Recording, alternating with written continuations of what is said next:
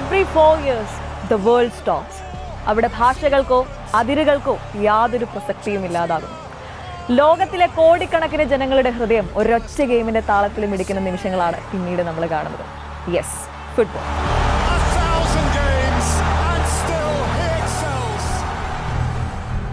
FIFA ലോകകപ്പ് tournament വെറുമൊരു game മാത്രമല്ല. It is where dreams are born, where legends are made.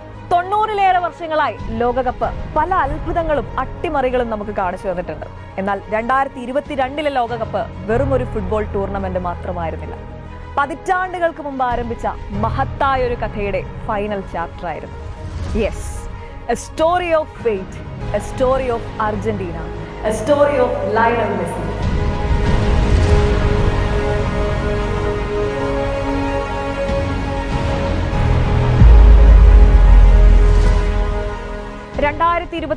Qatar world cup, 32 രാജ്യങ്ങൾ, 64 മത്സരങ്ങൾ, ഒരൊറ്റ കിരീടം.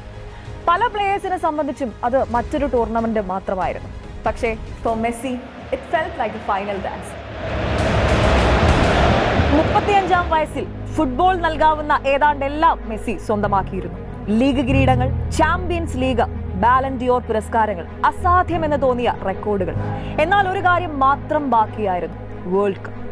The trophy that separates legends from immortals. 2014-ൽ കൈവിട്ടുപോയ ആ സ്വപ്നം, വർഷങ്ങളോളം മെസ്സിയെ വേട്ടയാടിയ ആ trophy.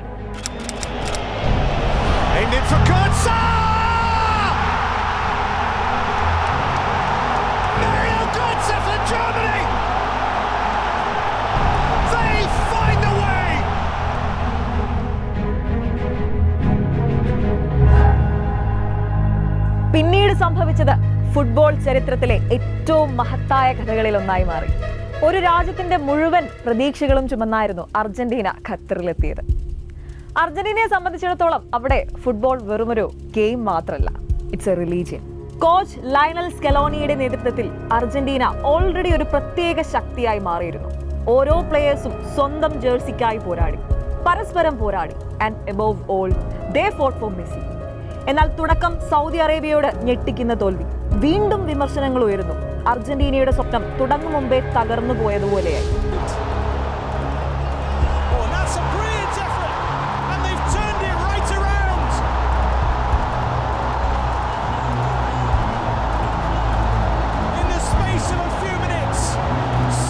But champions are not measured how they start, but how they respond. അല്ലേ? അർജന്റീന തിരിച്ചടിച്ചു. ആദ്യത്തെ വിജയം 2-ആയി, 2-3-ആയി. എഴുതി തള്ളപ്പെട്ട ടീം ചരിത്രത്തിലേക്ക് കുതിച്ചു കയറുന്ന നിമിഷങ്ങളാണ് പിന്നീട് നമ്മൾ കണ്ടത്. ഓസ്ട്രേലിയ, നെതർലാൻഡ്സ്, ക്രൊയേഷ്യ ഒന്നൊന്നായി എല്ലാ തടസ്സങ്ങളും വീണു.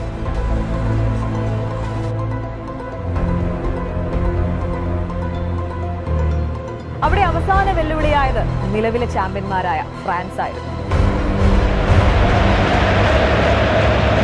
2022 ഡിസംബർ 18 അർജന്റീന അതിഗംഭീരമായി തുടങ്ങുന്നു. മെസ്സി ഗോൾ നേടി, അർജന്റീന മുന്നിലെത്തി.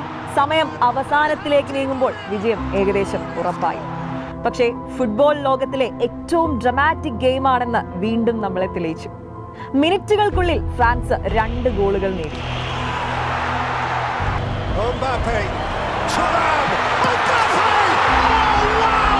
സ്കോർ സമനിലയിലായി. Extra time, exhaustions, total pressure. വീണ്ടും സ്റ്റേഡിയം കുലുക്കിയ മെസ്സിയുടെ ഗോൾ.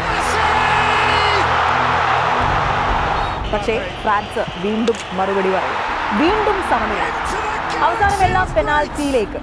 ഒന്നൊന്നായി പെനാൽറ്റികൾ എടുക്കുന്നു. Then came the final kick and that was a goal.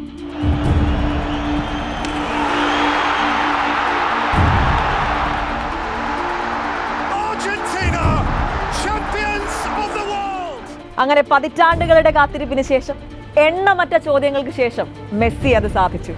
Argentina വീണ്ടും ലോക ചാമ്പ്യന്മാർ.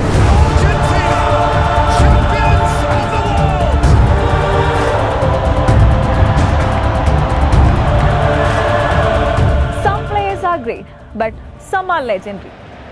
And once in a generation, football creates something different. അതാണ് മെസ്സി. മെസ്സിയുടെ അന്താരാഷ്ട്ര കരിയർ വർഷങ്ങളോളം നിരാശകൾ നിറഞ്ഞതായിരുന്നു. 2014 ലോകകപ്പ് ഫൈനലിലും 2015, 2016 കോപ്പ അമേരിക്ക ഫൈനലുകളിലും അർജന്റീന പരാജയപ്പെട്ടു. 2016 തോൽവിക്ക് ശേഷം മെസ്സി ദേശീയ ടീമിൽ നിന്ന് വിരമിക്കൽ പോലും പ്രഖ്യാപിച്ചു. എന്നാൽ ലയണൽ സ്കലോണി കോച്ചായതോടെ കാര്യങ്ങൾ മാറി. അദ്ദേഹത്തിന്റെ നേതൃത്വത്തിൽ അർജന്റീന 2021 കോപ്പ അമേരിക്ക കിരീടം നേടുന്നു. ഇത് മെസ്സിയുടെ ആദ്യത്തെ വലിയ അന്താരാഷ്ട്ര കിരീടമായി. അതിനു പിന്നാലെ 2022 ഖത്തർ ലോകകപ്പിൽ മെസ്സി അർജന്റീനയെ ലോക ചാമ്പ്യന്മാരാക്കി.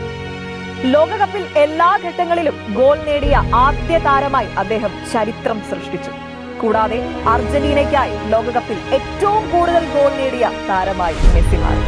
പിന്നീട് 2024 കോപ്പ അമേരിക്ക. ഈ വേൾഡ് കപ്പിൽ ഹാട്രിക് നേടിയാണ് മെസ്സി തന്റെ മത്സരം ആരംഭിച്ചത്.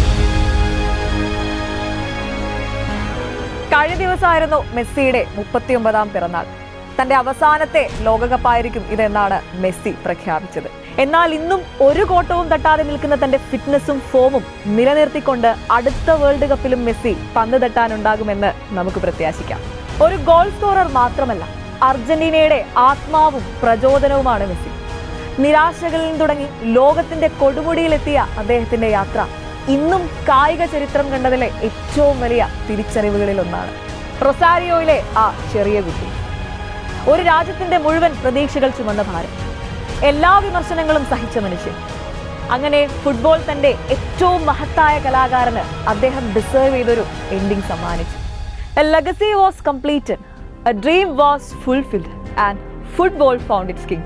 Yes, Lionel Andres Messi, the greatest of all time, നമ്മുടെ സ്വന്തം മിശിഹ.